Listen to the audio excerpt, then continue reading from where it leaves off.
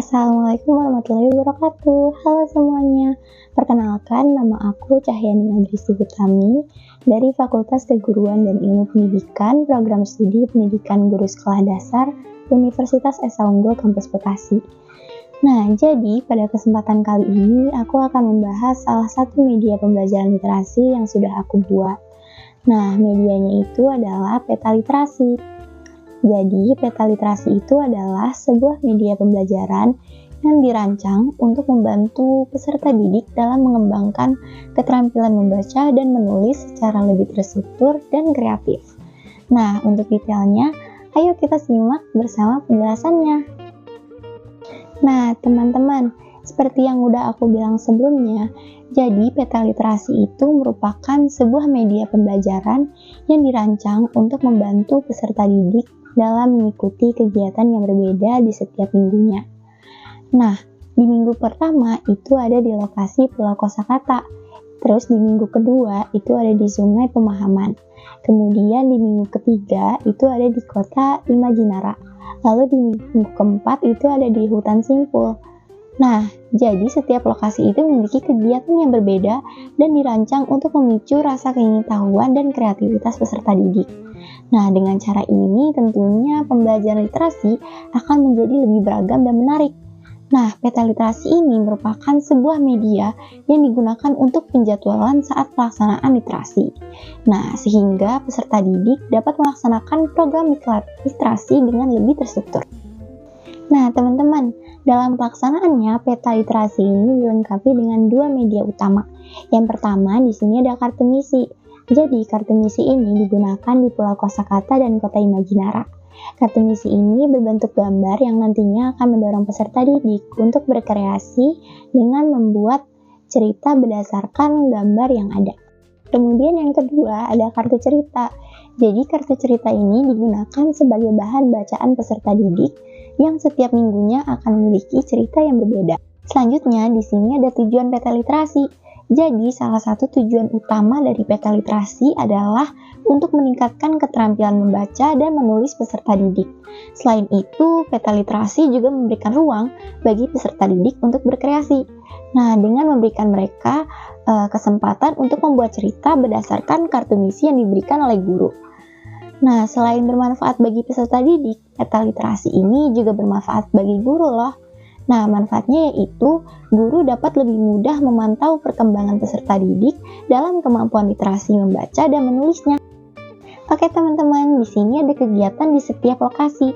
Yang pertama, Pulau Kosakata. Jadi dengan adanya lokasi Pulau Kosakata ini, siswa itu dilatih untuk mengenali dan memahami kosakata baru dan di pulau ini terdapat media yaitu kertas cerita. Nah, kegiatan yang dilakukan di pulau ini yaitu yang pertama, guru memberikan kertas cerita kepada peserta didik.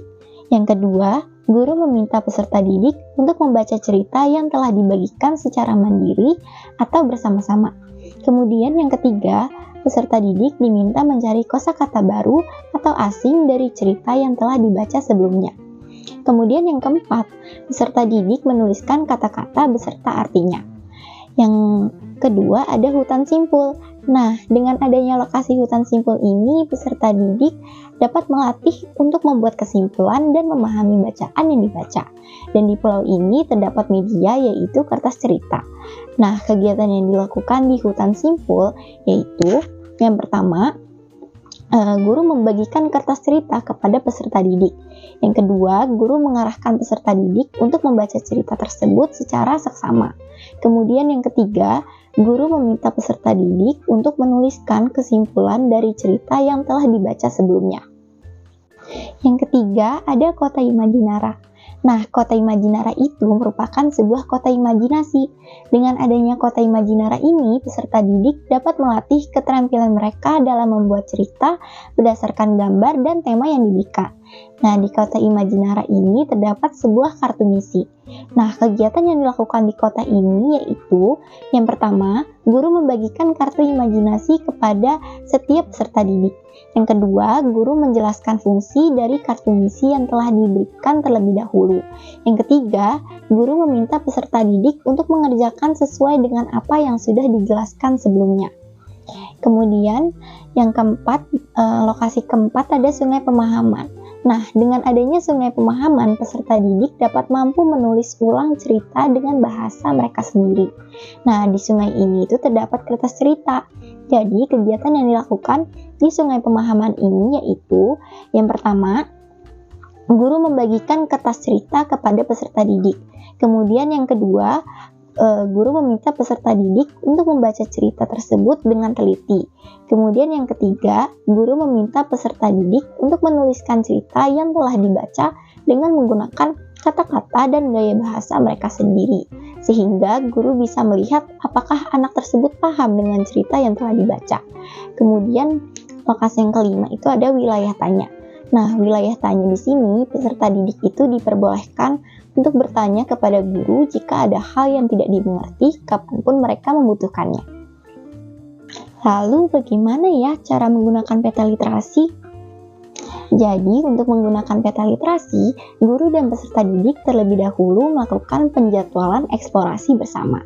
Nah, misalnya minggu pertama di Pulau Kosakata, minggu kedua di Sungai Pemahaman, dan seterusnya. Nah, di setiap minggu, kartu cerita digunakan sebagai bahan bacaan, dan kartu misi digunakan untuk mendorong kreativitas siswa setelah membaca cerita. Kemudian, apa aja sih manfaat peta literasi bagi guru? Nah, jadi manfaatnya yang pertama, membantu guru membuat kegiatan literasi menjadi lebih terstruktur. Yang kedua, mempermudah guru dalam mengevaluasi kemampuan siswa, khususnya di bidang literasi. Nah, teman-teman, itu tadi penjelasan tentang peta literasi, sebuah media pembelajaran yang enggak cuma bikin kegiatan literasi lebih terstruktur, tapi juga lebih seru dan interaktif untuk peserta didik. Semoga penjelasan ini bermanfaat, terutama untuk yang lagi cari cara biar kegiatan literasi lebih menarik. Sekian dari aku, sampai jumpa di video selanjutnya. Wassalamualaikum warahmatullahi wabarakatuh. Dadah!